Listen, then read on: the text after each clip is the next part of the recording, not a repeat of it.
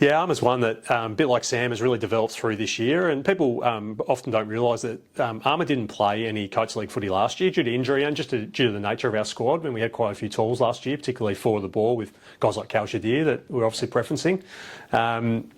For Armour to come in and play his first game in round one and build through the year, kick the goal after the siren against Oakley out here in the King's birthday game, kick 5 in what was essentially a grand final for Metro against Country, and then to perform really well through the finals and kick goals, but also show his ability to follow up at ground level, use his speed, put on tackle pressure, and his game has grown really steadily through this year, I felt, and not really over the last 2 years.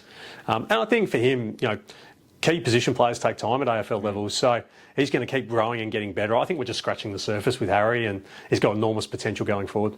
He didn't play that first game for Vic Metro. How did he handle that hurdle?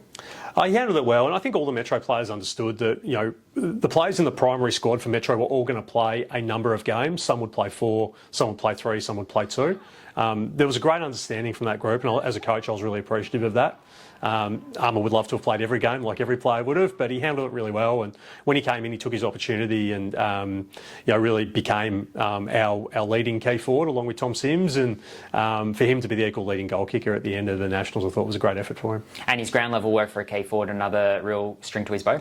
Yeah, it is. He's a sub 3 second 20 metre runner, which is elite, and particularly for his size. So when the ball hits the ground, he gets after it really quickly, and I'm always reticent to make comparisons to AFL players because I don't want to overblow it too much, but his follow-up pressure is kind of like that Josh Kennedy, Jack Darling at their peak at West Coast, where they were almost like Smalls getting after it, and that's what Armour is as well.